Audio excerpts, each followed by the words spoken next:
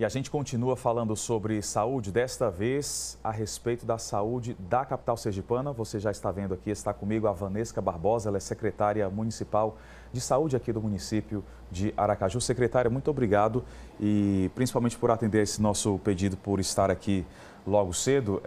A gente sabe que ontem houve uma questão que envolveu o hospital de pequeno porte, que é exatamente lá na zona sul da capital sergipana, onde ocorreu aí uma série de reclamações por parte dos usuários, dos pacientes e dos acompanhantes que procuraram a unidade. Eu quero saber da senhora, porque de acordo com os relatos, faltou um médico e não houve uma reposição. Mas antes da senhora comentar e explicar o que de fato aconteceu, eu vou convidá-la a assistir uma reportagem que nós temos aí sobre exatamente o que foi que disse a população, até para que haja o embasamento da resposta da Secretaria Municipal de Saúde. Põe no ar. Recepção lotada e a angústia da espera. Dona Juliene chegou pela manhã com o filho no colo. Era fim de tarde e ainda não havia sido chamada. Desde 10. Desde 10 horas da manhã? É. O que é que eles falam? Disse que não tinha pediatra, só tinha uma atendendo, que a outra ia por descanso. Isso. Só tinha uma pediatra para atender. E as histórias se repetem na unidade Fernando Franco. Pais e mães com filhos doentes, sem perspectiva de atendimento, eram obrigados a aguardar sem saber que horas seriam medicados. Eles falaram no momento que estava restrito, né? Aí que só tinha 2 pediatras, uma estaria lá dentro, na enfermaria, e a outra iria atender a população toda. E aí ia ficar restrito e que a gente tivesse muita paciência. Só que já teve pessoas aqui de 9 horas da manhã e que já foram embora. Chamaram na estante 5 pacientes, que os pais desistiram e foram embora. Entendeu? E aí o caso dos seguranças ficam ali 2, 3 seguranças. Que eu senti que é para intimidar o paciente e ele não, como eles dizem, fazer baixaria. Eu vejo reivindicar os direitos, entendeu? Para não reivindicar o direito, não me perguntar, quando você chega ali ele já fecha a porta. Como se nós não pagássemos nada de impostos, entendeu? Aí fica o tempo todo assim, é de muito tempo que a gente está aqui. Este mecânico industrial, acompanhado da esposa e dos filhos, se queixou do tratamento dado às famílias. O povo está chegando aqui e dizendo que não tem mais atendimento, mandando o povo ir para outro local, que lá também diz que está restrito também, não estão atendendo de jeito nenhum. Vocês ficam sem opção?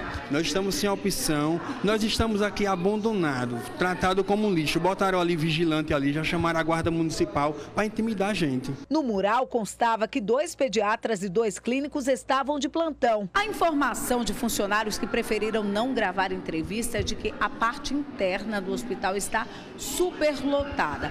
Por isso foi acionado o chamado atendimento restrito, ou seja, eles fizeram uma pausa no chamamento dos novos pacientes. Por isso, eles continuam aqui aguardando. Os adultos também ouviram várias vezes a mesma orientação: aguardar. Eu vou esperar trocar o plantão para poder ficar. Quem disse a senhora que estava restrito? Foi o funcionário? A menina dali da recebe da coisa.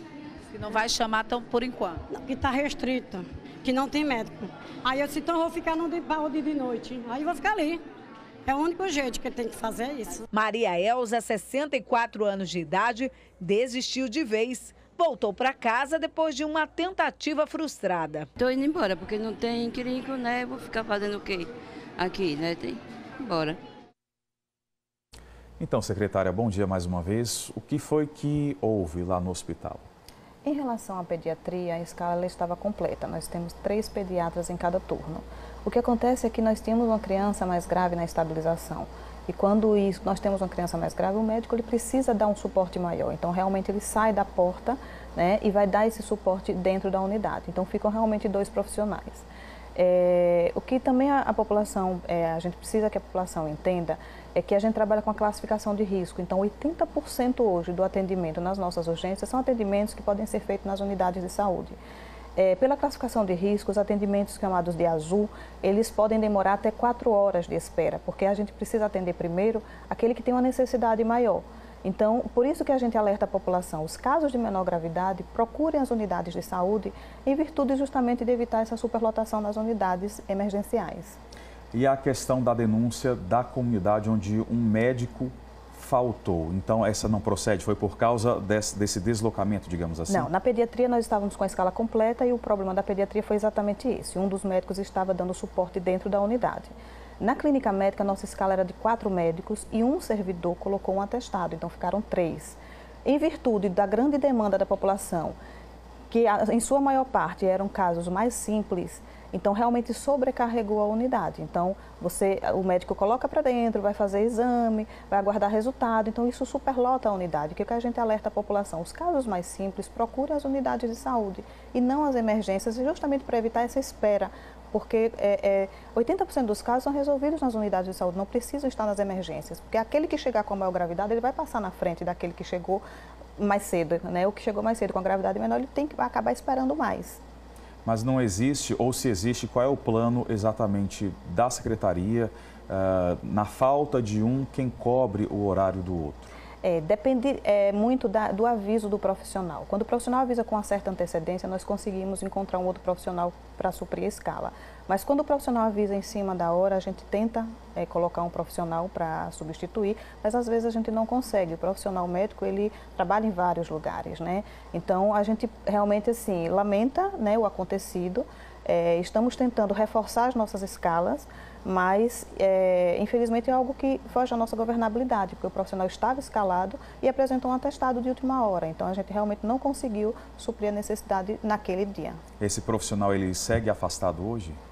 Ele não está de plantão hoje, né? O profissional, ele trabalha por plantão. Hoje nós estaremos com 4 profissionais na casa. O quadro está completo hoje? 4 profissionais na casa. Então isso. A comunidade pode ir à unidade lá da Zona Sul, que é o Hospital de Pequeno Porte, Fernando Franco, que vai encontrar a equipe completa para evitar o transtorno de ontem. Isso. Ontem à noite nós já providenciamos que a escala estivesse completa. Falando ainda sobre esses hospitais de pequeno porte, acredito que a senhora tomou conhecimento de uma situação registrada na Zona Norte, que foi a questão de uma cadeira de rodas que foi levada da unidade onde 2 pessoas se apresentaram, levaram a cadeira de rodas e aí houve o compartilhamento da informação até que essas 2 pessoas foram localizadas e acabaram devolvendo a cadeira de rodas. Diante dessa situação, houve alguma mudança de como a Prefeitura, através da Secretaria, está fazendo exatamente essa liberação? Porque a informação passada para a gente é de que esta dupla, esses 2 homens, chegaram informando que precisavam dar suporte a uma pessoa que estava do lado de fora e tinha uma questão de mobilidade, uma limitação e precisou da cadeira de rodas. No entanto, essas 2 pessoas levaram a cadeira que foi cedida, na boa-fé pelos profissionais, mas infelizmente eles levaram a cadeira e só devolveram dias depois. Há agora alguma forma diferenciada do controle do que entra, do que sai exatamente para a população nesses casos assim, secretário? Na verdade nós temos, né, os nossos servidores que fiscalizam, né, os equipamentos da unidade. Mas a gente precisa também contar com o bom senso da população, né? Nós compramos equipamentos, substituímos, colocamos novos para o conforto da própria comunidade. Então, se uma pessoa chega e leva um equipamento desse, quem vai sofrer é a própria comunidade. Então, nós pedimos que essas pessoas evitem, né? Porque só quem vai ser atingido com isso é a comunidade mesmo.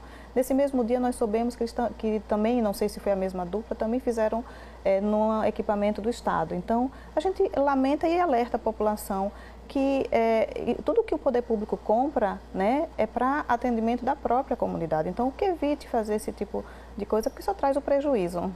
Aproveitando a presença da senhora aqui, a gente sabe que um dos temas mais debatidos ao longo dessa semana é exatamente a questão da dengue aqui na capital sergipana e também no interior do estado. Mas especificamente sobre a nossa capital, como é que os agentes de endemias eles estão exatamente trabalhando nessa questão? A gente sabe que a participação popular ela é muito importante e faz a diferença no combate ao mosquito Aedes aegypti, mas a Secretaria tem montado aí um planejamento de combate ao mosquito, de que forma, diante do período chuvoso e diante do descuido da comunidade, muitas pessoas estão relaxadas, infelizmente, já que os casos, os números aumentaram de uma forma surpreendente, infelizmente. Exatamente. O mais importante é realmente a ação do cidadão, né? A doença é uma doença que está na casa das pessoas, o cidadão precisa vigiar a sua casa e vigiar o seu vizinho, fazer o descarte dos focos, né? O poder público ele entra com a intensificação do trabalho. Então, o que nós estamos fazendo? Durante a noite, nós estamos colocando equipes para visitarem as casas que durante o dia estavam fechadas, Nos finais de semana, nós intensificamos os mutirões. Fizemos uma reunião ontem com algumas secretarias que também vão nos apoiar. Inclusive, vamos utilizar drones para fazer fiscalização de terrenos. Estamos já programando para esse sábado o Japãozinho. Vamos fazer levar um batalhão de cerca de 50 pessoas para fazer a limpeza da região, visitar as casas, fazer a eliminação de focos, orientar a população. Mas a gente precisa realmente dessa colaboração da comunidade. Na segunda-feira nós iniciamos esse planejamento através do bairro Santos Dumont, que era um bairro que inclusive o último Lira deu baixo, deu 0,8. Então era um risco baixo de contaminação da comunidade. Mas nós tivemos a informação de que tinham 3 casos confirmados e nós fomos lá para o endereço e de 76 casas que nós visitamos encontramos 12 com focos, inclusive algumas casas com reincidência de focos que já tinham sido descartados e novamente tinham focos novos lá nessa casa. Então, a gente precisa realmente que a comunidade entenda que é um problema de todos nós. É uma luta de todos nós. Então, a gente precisa se somar em esforços. O poder público está fazendo a sua parte, está intensificando, mas é preciso que cada um também faça a sua ação. Aproveitando que a senhora está aqui participando ao vivo do estúdio do Balanço Geral Manhã, trazendo essas informações atualizadas sobre vários assuntos que fazem parte da rotina da Secretaria Municipal da Saúde da capital sergipana, pergunto à senhora também sobre a questão de vacinação, né? O que é que está disponível para a população? A gente sabe que o recém-nascido precisa estar sempre atualizado. A gente, ao longo da infância, tem que também manter exatamente o quadro de vacina completo. E falando exatamente sobre isso, como é que está o planejamento exatamente para chamar, convocar a população por causa da questão da vacina? A vacina é importante, né, que a comunidade tenha essa conscientização, principalmente as crianças. Nós temos aí no país como um todo o índice de vacinação baixo em crianças abaixo de 2 anos. Nós temos feito uma ação em planejamento com a Secretaria de Educação, no sentido de identificarmos as crianças que não estão com seus cartões atualizados, para fazermos vacinação nas escolas e atualizarmos os cartões das crianças, porque a gente entende que só essa prevenção, essa imunização vai realmente fazer com que o cidadão ele esteja protegido para o resto da sua vida. A gente tem visto aí casos de retorno de sarampos, de outras doenças que, em tese, não era para já estar aparecendo como elas vêm aparecendo, por conta exatamente da falta da imunização. Agora chega aqui uma participação popular e é exatamente sobre essa ação da Prefeitura de Aracaju para o controle e combate da dengue. A senhora falou agora sobre a questão noturna e aí o telespectador que não quis se identificar pegou a seguinte informação, trouxe o questionamento. Mas à noite, como é que eu vou identificar se essa pessoa é realmente um representante da Prefeitura, da Secretaria e não uma pessoa disfarçada que pode invadir o meu imóvel e cometer um crime? À noite os nossos agentes de vigilância estão fardados e estamos sendo acompanhados com a Guarda Municipal.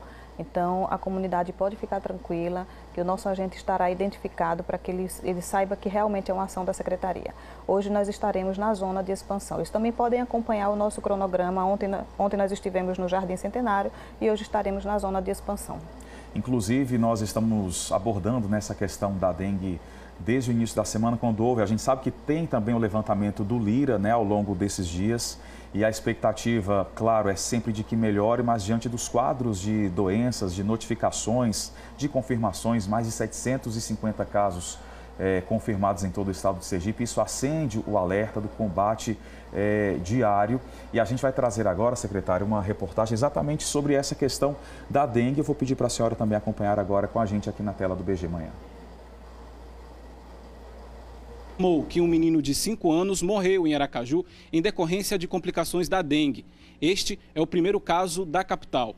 Com essa confirmação, Sergipe registrou 6 mortes, de fevereiro a junho. Diante do grande número de pessoas com a doença, o infectologista faz um alerta para os sintomas da dengue. Todas as pessoas que tiverem febre alta, dor de cabeça, dor atrás dos olhos, dor muscular muito intensa e dor de barriga, que dure mais do que 2 dias, deve procurar assistência médica, porque pode ser dengue. O especialista também explicou os tipos de vírus que circulam e o porquê da maior parte dos casos registrados ser com menores de 14 anos. Temos informações preliminares da vigilância epidemiológica que tem 2 tipos de vírus da dengue circulando em Aracaju.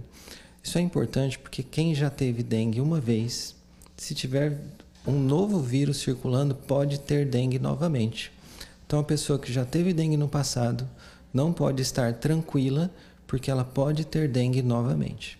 E a segunda infecção pode ser mais grave do que a primeira. Depois da grande epidemia de dengue de 2008, uma grande quantidade de adultos tiveram dengue e foram imunizados.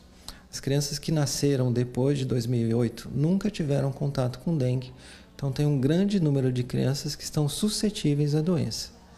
Por isso, a concentração de casos está sendo maior em crianças. Para evitar a proliferação do mosquito, agentes de endemias trabalham diariamente em busca de focos. Saem de porta em porta, vistoriando lavanderias, vasos de plantas e alertando a população, já que os cuidados devem começar em casa. Os cuidados para prevenir a dengue passam principalmente por eliminar os criadores de mosquito. Em segundo lugar, a pessoa precisa se proteger das picadas do mosquito, que é utilizando o repelente, utilizando roupas de manga longa, especialmente no final da tarde. Tá aí, sempre o alerta é válido, né, secretária? Exatamente para a gente combater esse mosquito que é pertinente, infelizmente. Isso, e que, como a gente tem visto no país como um todo, vem trazendo inclusive epidemias em locais que a gente nunca viu antes, como São Paulo, por exemplo, que é um local frio, e você está tendo uma epidemia de dengue. Então, o que mostra realmente que o vírus ele vem tentando se adaptar ao ambiente, né? Então, por isso que a gente precisa estar alerta, cada um fazer a sua parte, fazer como o colega informou, fazer o descarte do criadouro, porque é ali que tudo se inicia, né? Para que a gente realmente evite uma proliferação, um número de casos, confirmações e de casos complicados com óbitos. Tá certo. Eu conversei aqui no estúdio do Balanço Geral Manhã com a secretária municipal de Aracaju de Saúde, Vannesca Barbosa. Muitíssimo obrigado mais uma vez pela participação da senhora. Eu vou para um rápido intervalo comercial. Daqui a pouquinho eu estou de volta com mais BG Manhã.